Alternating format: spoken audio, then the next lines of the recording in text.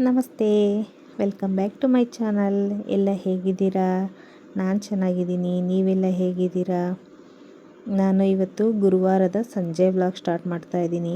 ಪೂಜೆ ವ್ಲಾಗು ಸಾಯಂಕಾಲ ಪೂಜೆ ಮಾಡ್ತಾಯಿದ್ದೀನಿ. ಹಂಗಾಗಿ ಬೆಳಗ್ಗೆ ಪೂಜೆ ಮಾಡಿರಲಿಲ್ಲ. ಗುಪ್ತ ನವರಾತ್ರಿ ಪೂಜೆ ಇವಾಗೆ ನಡೀತಾ ಇದೆಯಲ್ವಾ, ಹಂಗಾಗಿ ನಾನು ಸಂಜೆನೇ ಪೂಜೆ ಮಾಡ್ತಾಯಿದ್ದೀನಿ. ನಾನು ಮೊದಲನೇ ಸರಿ ಮಾಡ್ತಾಯಿದ್ದೀನಿ ಗುಪ್ತ ನವರಾತ್ರಿ ಪೂಜೆ. ನೀವು ಯಾರೆಲ್ಲ ಮೊದಲನೇ ಸಲ ಮಾಡ್ತಾಯಿದ್ದೀರಾ, ಅದರಲ್ಲಿ ಹೇಗೆ ಮಾಡ್ತಾಯಿದ್ದೀರಾ ಅಂತಲೂ ನನಗೂ ತಿಳಿಸಿ. ನಮ್ಮ ಮನೇಲಿ ಅರಿಶಿನನೂ ಇದಿಲ್ಲ, ಫೋಟೋ ಇಲ್ಲ, ಮತ್ತು ವಿಗ್ರಹವೂ ಇಲ್ಲ. ನಾನು ಅರಿಶಿನದಲ್ಲಿ ಈ ಸರಿ ಅಮ್ಮನ ಮೂರ್ತಿ ಮಾಡಿ ಅದಕ್ಕೆ ಪೂಜೆ ಮಾಡ್ತಾಯಿದ್ದೀನಿ. ಮೊದಲನೇ ಸಲ ಮಾಡ್ತಾ ಇರೋದ್ರಿಂದ ಅದರಲ್ಲೇ ಮಾಡ್ತಾಯಿದ್ದೀನಿ ನಾನು ಪೂಜೆ. ಅರಿಶಿನಕ್ಕೆ ಸ್ವಲ್ಪ ಪಚ್ಚ ಕರ್ಪೂರನೂ ಜಾವಾದ ಪೌಡ್ರ್ ಹಾಕಿ ತುಂಬಿದ ಕೊಡದ ನೀರಲ್ಲಿ ಕಲಿಸ್ಬಿಟ್ಟು ಅದನ್ನೇ ಅಮ್ಮನ ಥರ ಮಾಡಿ ನಾನು ಅದರಲ್ಲಿ ಪೂಜೆ ಮಾಡ್ತಾಯಿದ್ದೀನಿ.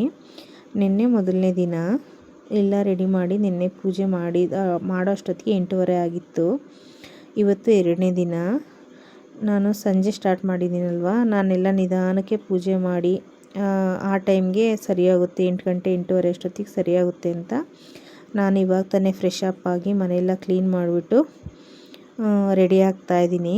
ನಾನು ರೆಡಿಯಾಗಿ ದೇವ್ರ ಫೋಟೋಗಳೆಲ್ಲ ಹೂವು ಬದಲಾಯಿಸಿ ರೆಡಿ ಮಾಡೋ ಅಷ್ಟೊತ್ತಿಗೆ ಸರಿಯಾಗುತ್ತೆ ಟೈಮು.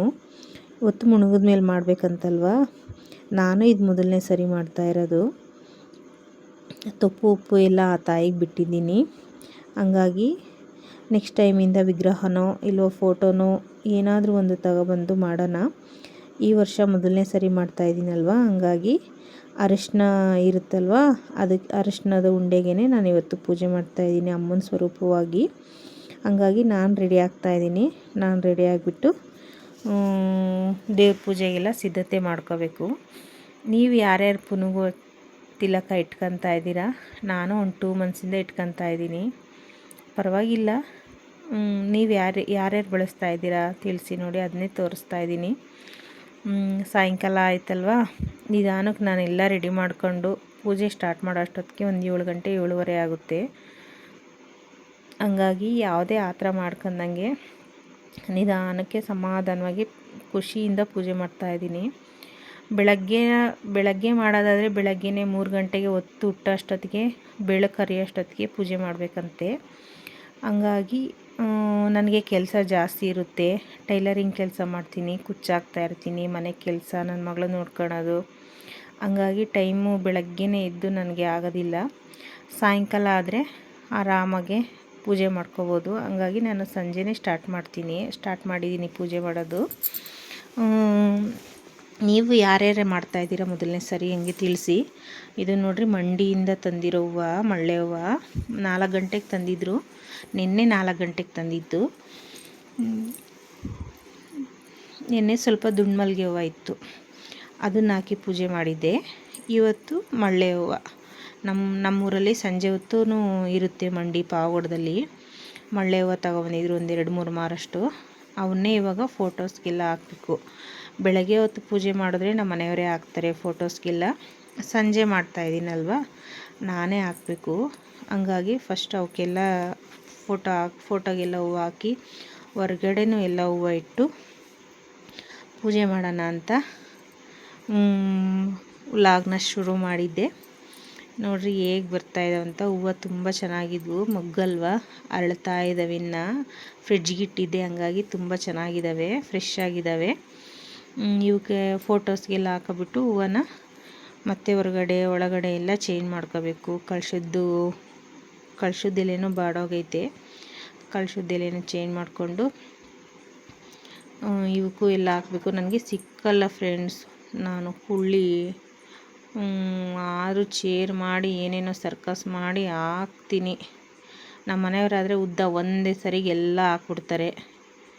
ನಾನಾದರೆ ನನಗೆ 2 ಸರಿ ಇಳಿಬೇಕು ಹತ್ತಬೇಕು.